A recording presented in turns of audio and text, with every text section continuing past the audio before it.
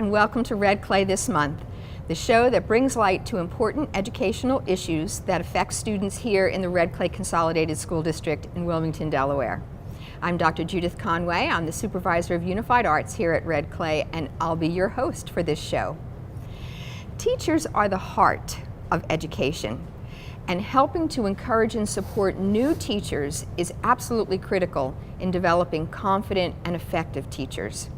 So on today's show, we're going to focus on the Red Clay New Teacher Mentoring Program, and our first guest is the woman who coordinates that program for the district. So please join me in welcoming Stacey Zdrojewski, the mentoring coordinator. Well, hey Stacey, how are you? Good, how are you? I'm great, thank you. How about yourself? I'm doing well. Good, good, good. I am so glad you could join us today. Well, thank you for having me. You know, new teacher mentoring is such an important thing. So, what is new teacher mentoring? Like, you know, can you give us like an overview of the program? Sure. Well, new teacher mentoring is overseen by the state, and there's a set of guidelines of different activities and things that mentoring teachers have to do for our novice teachers. And one of the things that they do is we pair them up with a veteran teacher. And that veteran teacher helps them through that first year, and actually the program now has expanded to 4 years where they will get 2 years of one-on-one mentoring, and then they will be overseen by a lead mentor in their third and fourth year as they kind of pursue professional growth and try to make their practice even better. Oh, excellent, excellent. Now, are there classes they attend to? Do they get to meet together? They do. We have different workshops that they go to. Some are provided by the state and some are provided by the district. And they have mentor meetings within their own buildings so that they all get together at least once a month and kind of share about, you know, the trials and tribulations of being a new teacher and the successes. Oh, that social support I think is so important in terms of the encouragement that is needed. I mean, I remember my first year of teaching. I don't think you could pay me $1 million to repeat it. No. It's hard. It is hard. So being able to touch base with other new teachers in your building and other new teachers in the district and across the state, I think that's really key. It really is. It's invaluable. You know, just across the United States, the rate of teacher attrition within the first 5 years is very high. And you know, there's a high cost that comes with that when you have to continually replace teachers and train new teachers, and we find that teachers who receive mentoring are way more likely to stay in the profession and really succeed as teachers. Oh, excellent, excellent. Now, how many new teachers does Red Clay hire a year?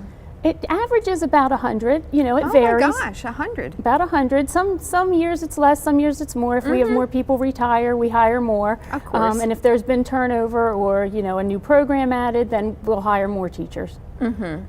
So that's, now, will all of those 100 teachers be in the mentoring program? No, not all. Some, if they come from out of state, would be in the mentoring program just for 1 year. If they're seasoned teachers, if they've been teaching for a while. I see, just to sort of help them get used to the way Delaware and Red Clay does things. Absolutely, because there's a lot of things that are different in our policies and procedures, and we want them to come in, and curriculum as well, and have that extra year of support. But mostly it's teachers who come in and they're on what we call an initial license. They are within their first few years of teaching, and they are brought into the mentoring program. Oh, excellent, excellent. And so how long has the mentoring program been around? How do we support that? Because, you know, if teachers are doing workshops, you know, that involves a little bit of money in terms of whoever's leading the workshop and the materials and all of that. Well, it's been around, I think this is about year 6 nice. Of the mentoring program, and this is just my first year in this position. But we get money and support some of the resources that we need, you know, to pay staff for workshops and to get books for book studies and those sorts of things, mostly through grants that we seek out and write.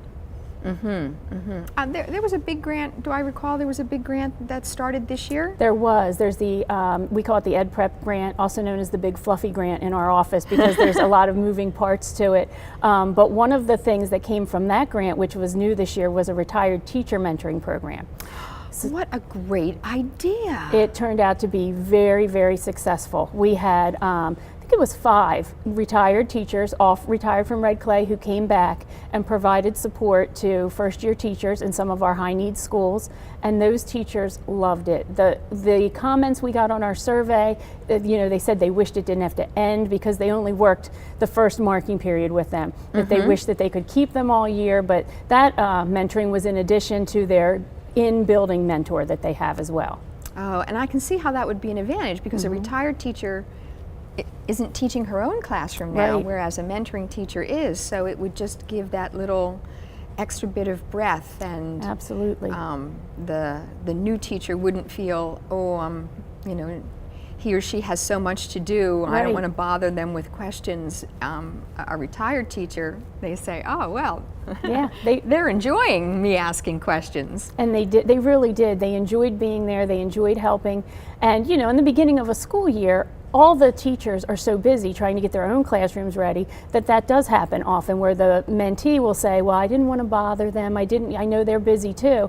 And this way they had a person that they could rely on that was just there to help them, and they really appreciated the support. Oh, that's excellent, excellent. Well, Stacey, thanks for all that good information. Oh, thank you. Now, you all please stay tuned for our next guest as we continue to explore today's topic.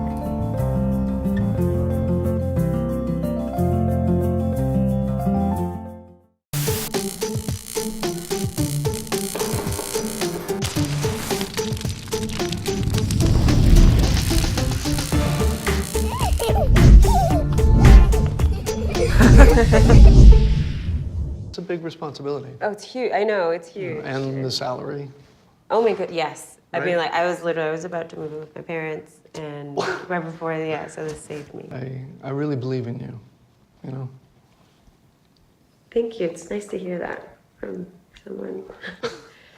These are cool. Did you, what did you?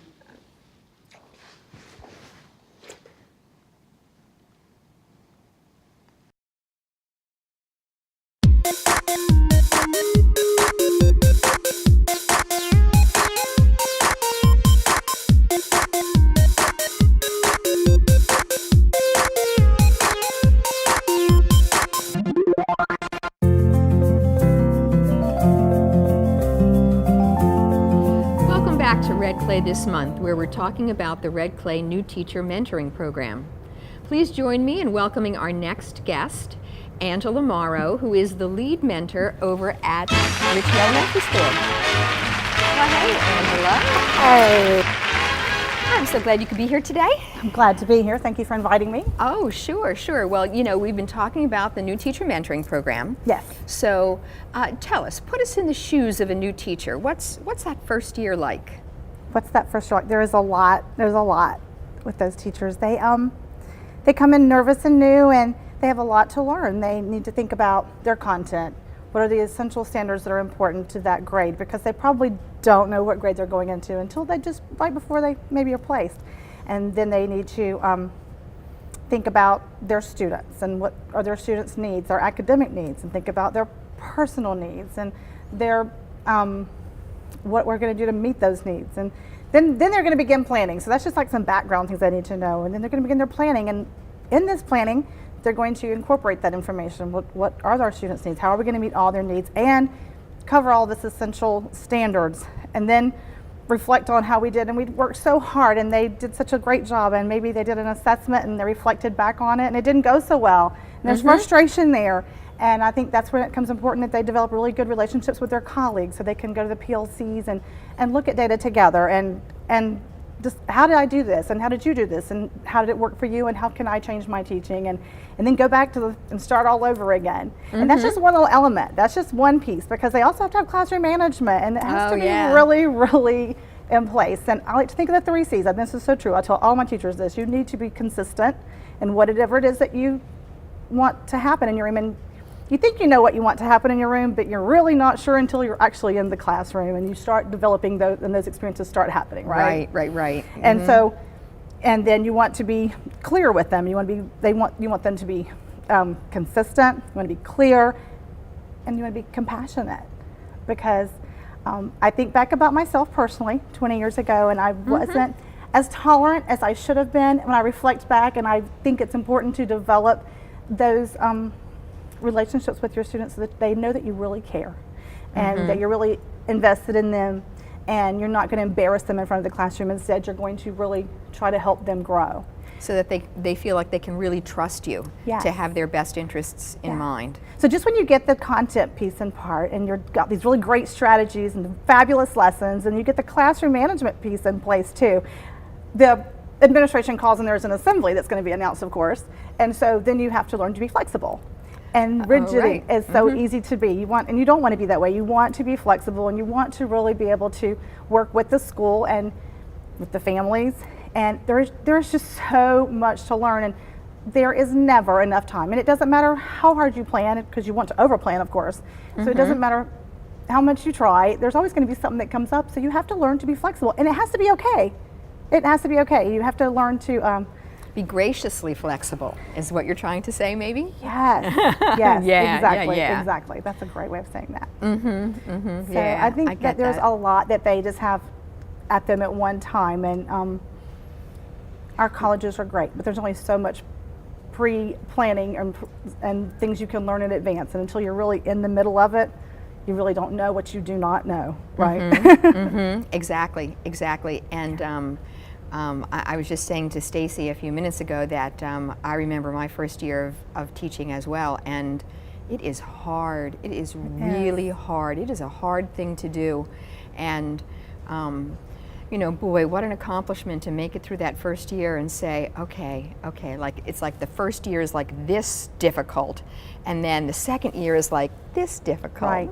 Then the third year, and then it sort of evens out. I mean, it's always going to be difficult because There are always challenges. right, you know, new things come along, and of course your children are different each year, so there are different challenges that way as staying well. But that abreast, first staying abreast year, of what's new too, you know, like Oh, yeah. just when, I mean, I've been doing this 22 years, and that feels like every year I'm starting over sometimes right, with something. with something. Yeah. But I have my classroom management in place, and I know the content, so I'm able to focus on that thing, Right, that whatever new that thing. is, Yeah. and not be so overwhelmed. And I think it's really tricky, and it takes a lot. It's really difficult. I think sometimes people have the impression that teaching is this really simple thing, but that first year is really overwhelming. But I think, you know, you dig in deep and do a great job, and the next year will always be better. It is always going to be better. I agree with you 100%, because going back on that one big thing, there's just so many things. I Right. remember specifically thinking, you know, they told us all these things in college, but no one talked about this filing cabinet. Well, I just dated myself, didn't I? But they didn't tell us about this filing cabinet and how to like organize these just basic things. Like, it's so simplistic, but it really was a lot.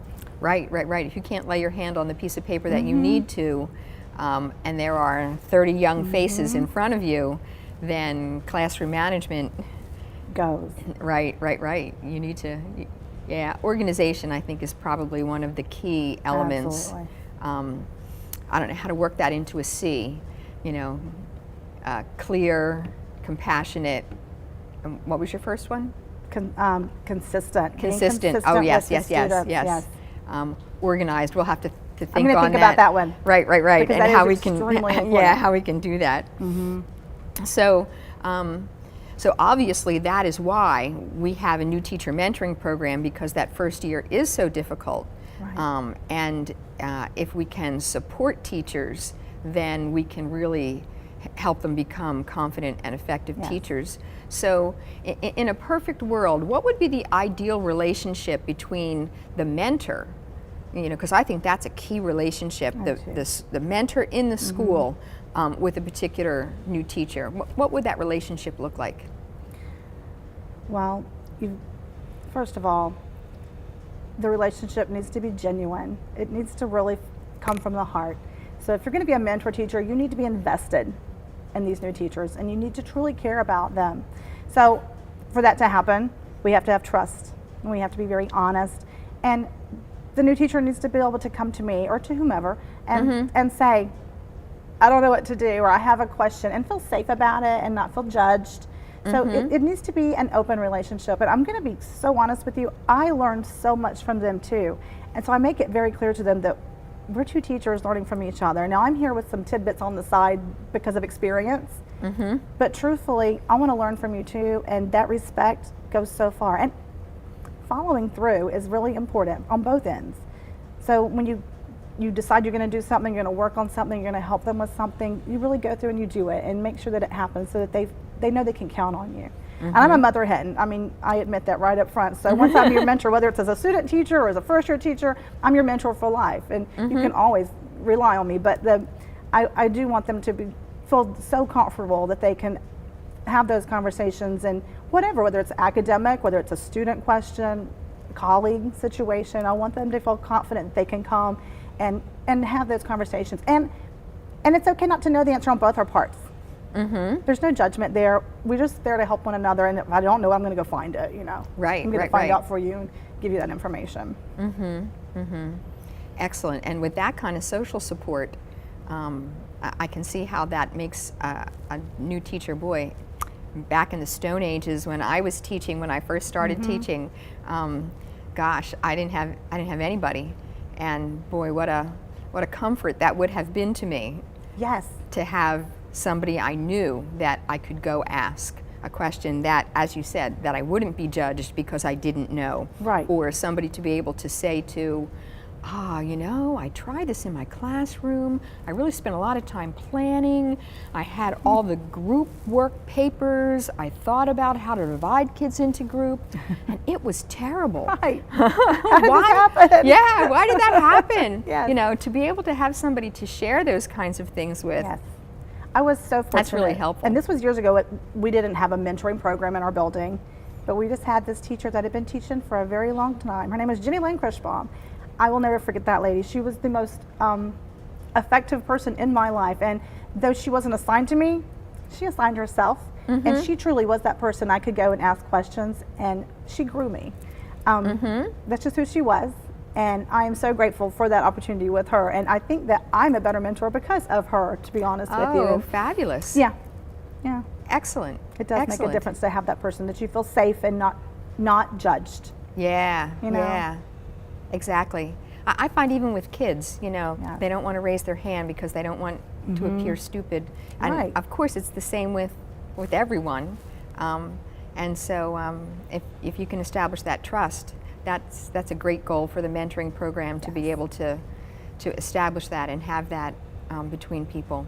It's tricky sometimes because, I have my philosophy and how I feel like class should be taught in my way. And I wondered if I would be able to be effective with people or teachers that taught in a different way or had a different philosophy or came at it from a different angle. But I really have learned to come out of the box and to look at them and how they are teaching and to try to be supportive with them in their place, in their space, and in their way of teaching.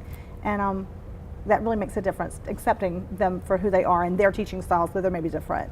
Right. Because the goal is to have good teaching, right? And to have Right. our students And be that- successful, right? And that brings me to my last question for you is, at the end of 3 or now 4 years of mentoring, where do you want the teachers to be? Like, how do you want them to feel or act? Or I want them to be confident. I want them, though I will always be there, but if I left, I don't want them to be dependent on me, right? I want them to be confident, and you may have to change your grade. Like you said, it's going to go in, but when it's all said and done, I want them to know that they know what to do or how to do it. I may not know this new content. I may not know these new students. Right. I may not You went know to this new building. I may first not grade know, to third grade or this new grade, but I know how to do it now. I can access it, and I know how to access my resources in my school, my colleagues. But most importantly, I want them to become leaders. I genuinely mean that. I want them to become the mentor. I want them to be so confident that they become teacher leaders and go out into our communities, into our families and our homes, and truly affect change with our students and our children. Oh, excellent. Fabulous goals. Fabulous goals, Angela. Well, thank you so much for coming and talking to us today. And we're going to take a short break now, but be sure to come back for our next guest.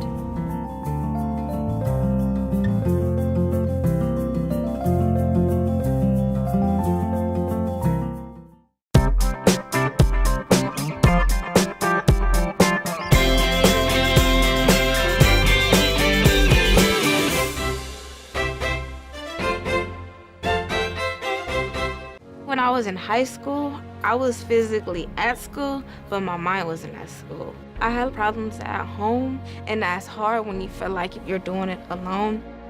That's when I met our niece, my mom, as I'll call her. She started helping me a little bit, like, Nia, I don't know what you're doing with your life, but your future is more important. She's my strength. Just being a support for those hard days and those hard nights, not giving up on me. Thank you to my mama. I wouldn't have did this if it wasn't for her. Today is for my mama and everybody who had my back. It takes a village to help somebody get their diploma. Some people would think, well, maybe it's really not that big of a deal, but it really is. It changes your whole life.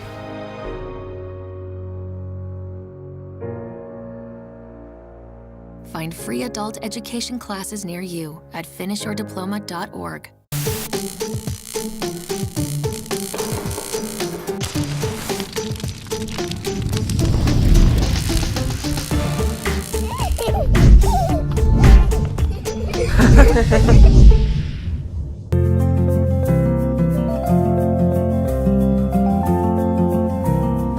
Welcome back to Red Clay This Month, where we're talking about the Red Clay New Teacher Mentoring Program.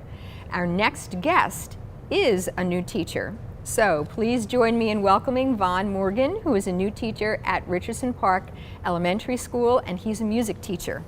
Hey Vaughn, how are you? I'm great, thank you. So tell us, has teaching been everything you expected? Teaching indeed really has been everything I've expected and just so much more. I have such a strong passion for music, and just being able to see my students develop that same passion and love for something I love is just amazing. Like even in the chorus, I teach the chorus, and I've just seen them blossom over the first 2 marking periods. And I actually started a drum line at Richardson Park, which is the first ever drum line that's been at that school. So it's pretty cool. You know, I think that drum line is the first in any elementary school in Red Clay, and I am really excited to see how it's going to develop and what you're going to do, and look for opportunities for the kids to perform in that. So we'll be talking some more. All right. As far as that is concerned. We just talked with Angela Morrow, who is a lead teacher at a lead mentor, about all of the challenges that face new teachers. I'm sure you've faced a lot of challenges as well, and so how important are those supports that the new teacher mentoring program provides in helping you stick with it and come back to us every day? Well, honestly, without those supports, I probably would have been so lost, because college, it can give you the book smarts to be a teacher, but it can't really prepare you for life inside the classroom. So without those teachers within my own building, and even teachers throughout the district, I wouldn't know what to do since day one. I would have just been so confused. I wouldn't know who to go to if I needed help with behavior management or lesson plan ideas. And actually, my mentor teacher, Rachel Hoke, who teaches at Stanton right now, she's been a lifesaver. I talk to her almost every day, just bouncing ideas off of her, getting her feedback on what I should do for certain situations. She's one of my favorite people. She really too. is. She even played the piano for me at my winter concert for the students, so she saved me then too. Oh, excellent, excellent. Yeah. She is such a team player for sure, Definitely. for sure. And you know, she was an elementary teacher before she moved up to middle school at Stanton this year. Yes. So, well, I'm glad that's made a difference, because I have to tell you all, I have been in Vaughn's classroom several times now, and this is a keeper. You know, we certainly want to encourage him to stay with us at Red Clay, because he's got lots of great ideas and good classroom management. I'm so impressed. When I was a young teacher, I taught theater, and you know, anytime, like in music, where you have kids that you need to have them get up and move around, it's like an extra challenge. You know, it's not that they're sitting at their desks doing something, they have to be up and moving around, and you know, we all know the way kids are. Poke, poke, poke, poke. Especially the kindergartners. Right. You really have to keep kindergartners up and moving and changing activities like every 5 minutes, because you'll lose them if you don't. Right. And so that just provides or creates such a challenge for classroom management in terms of, I really liked Angela's, consistent, clear, compassionate. I had to pause and remember her 3 C's and our throwing in organization. Yes. So it's good to know that those supports are making a difference to you. Definitely. Excellent. So what advice do you have for folks considering going into teaching, maybe from another career into teaching, or we have a teacher academy as a pathway in our CTE programs now too. So we might have some young people right here, juniors and seniors in high school, who are really seriously considering being a teacher. What advice or encouragement would you have for them? Well, teaching, it is a profession, but I think of it more so as a lifestyle, because you're a teacher wherever you go. Once you become a teacher, you're always a teacher. So you're always mentoring, you're always being that positive role model, and you have to just make sure it's something that you really are passionate about and really want to do. Because there's nothing worse than going to a job that you dread. And I can say honestly that I have not felt that about teaching at all, and I don't think I ever will, because just seeing those students and just seeing their creativity and their development and their enthusiasm for learning is just something indescribable. So I just want them to make sure that they're very passionate about it. Make sure that they use their resources. Don't be afraid to not know something. Don't be afraid to ask questions, because there are teachers out there willing to help you, because everyone has been that new teacher. And I know too that there's a lot of passionate teachers, so I really identify with what you say in that it's a lifestyle. And we have a lot of teachers like that too, where it's a lifestyle, and if you ask a question, they'll move heaven and earth to find an answer for you, or at least to find somebody else who knows the answer for you. Yep. You can't just teach in the classroom. You're always in there before class starts and late after school, just preparing stuff, trying to ensure the success of your students. And students don't always see that, but they will when they get older. They'll think back and say, wow, Mr. Morgan or Miss such and such they really did a lot for us, and they really cared about us. They were always here early and they stayed late, and I really appreciate them for that. Absolutely. I can certainly think back to my own educational career, teachers I felt that way about, and maybe not in the moment, because I was kind of oblivious as a kid, oh, well, here I am going around doing stuff. But certainly in hindsight, when I was old enough to realize, oh, wow, that magic didn't just happen by itself. There was somebody really laying the preparation and the groundwork and the creative thought process behind all of that so that I could have that experience. Definitely. I also want them to know that there will be frustrating days. There'll be days where your lessons do not work and you'll say, wow, I thought that was going to work, because you don't know what kids are going to do from day to day. So you just have to be prepared for that.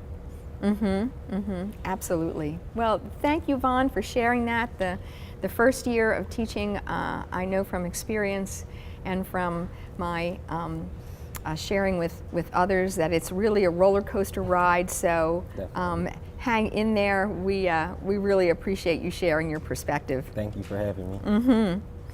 Now, next up, we have a new segment this year where we introduce school board members.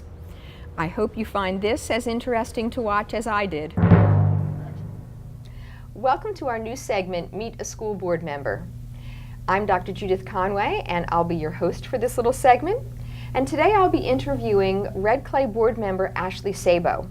Now, Ashley represents Election District C and is the board representative to the Dropout Prevention Committee and the DSBA, which is the Delaware State Board Association Board of Directors representative. So, welcome, Ashley. Thanks. A lot of people don't know that a school board member is a totally volunteer position. And so it requires a lot of hours. How did you get interested in being a school board member? When I had my first child, she was born with special needs, so we were thrown into the advocacy role. And then when she started in preschool and kindergarten, we were very involved with her IEP process and the therapists and whatnot. So when the inclusion debate came up in the district about closing the Richardson Park Learning Center and Central School. I joined the committees for that, and that's when I really became involved with some of the different things going on in the district. So that was when a lot of my time commitment started with the district. And when I learned that the seat was going to be open, I talked to my family about wanting to run, and they felt that I had already been investing a lot of time anyway in the district, so it wasn't going to be a huge shift. And they fully supported me running. Oh, excellent, excellent. Very interesting, very interesting. Now, of all the roles that a school board can play, where do you see a school board member having the most impact? I think that there's a lot of ways that a school board member can have an impact. And for me, it's being someone that parents can contact if there's an issue, and then kind of being the liaison to helping them find the right contact in the district, or talking them through some of their, I think parents can come to the school board or principals or whatnot with very heightened emotions, and so That's true. That's very true. yeah, so sometimes it's just talking to them about, let's take a step back. I've been in your shoes. I know it's hard when you're dealing with an issue with your child and you want to jump right in and have everything changed right away, but there's processes, or there's more information to the story, or let's get you involved with this person instead of, jumping right to let's call the media, or let's call the cops, or Yeah. Or let's do what we think is best right this minute. So that's one of Yeah. the ways. And then from, just having that ability to have a voice in policy and changes that are made at a district level is what I believe is the area that a board member can have the most impact, despite the fact that they can, impact budget and all those things. I know that those are very important roles too, but for me it's the connection with the community and the parents. And I'm glad you brought up setting policy too, because that's one of the main jobs of the board, Right. and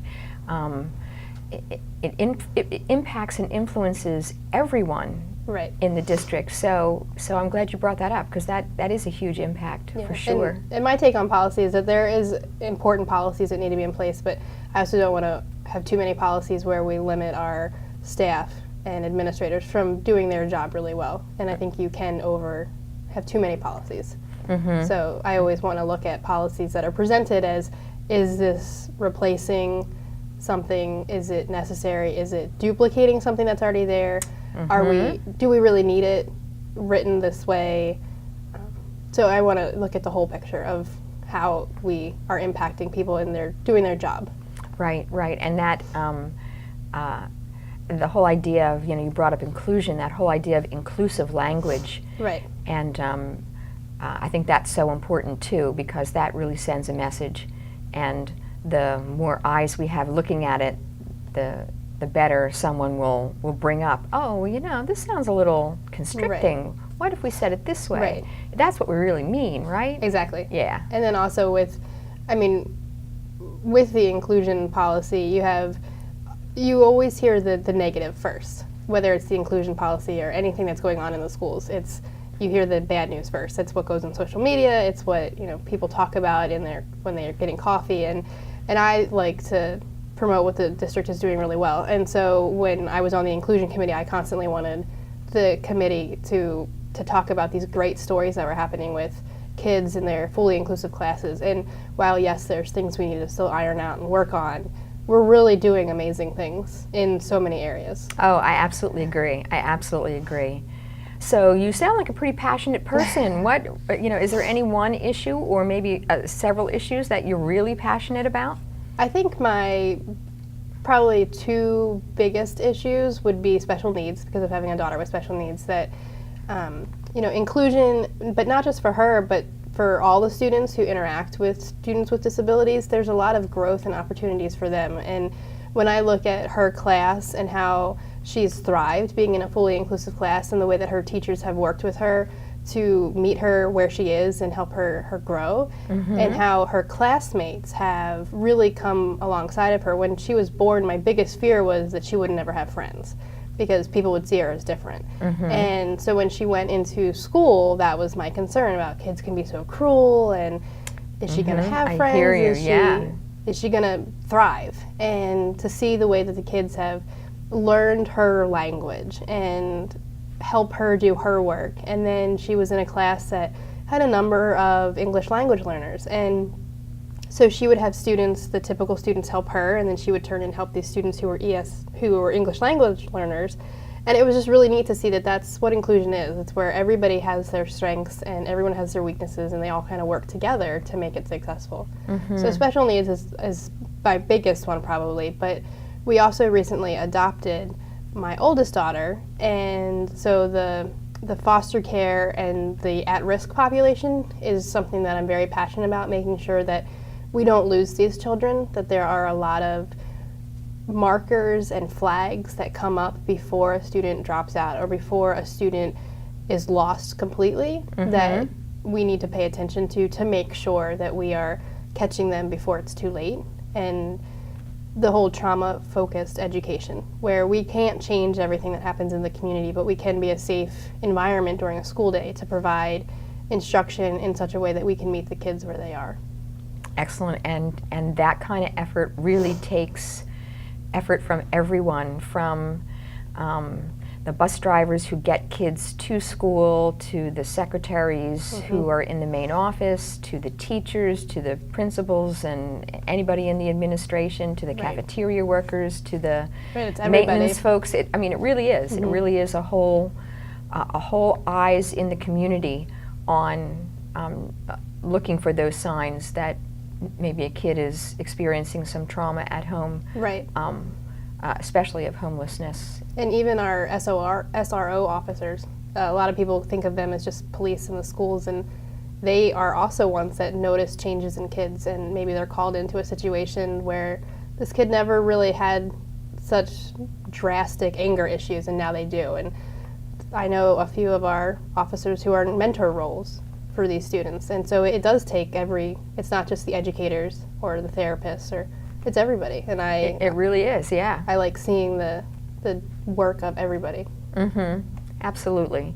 Well, Ashley, thank you so much for coming on the show and sharing your background with us. My pleasure. It really helps to know that our school board members are really real human beings that have passions and likes and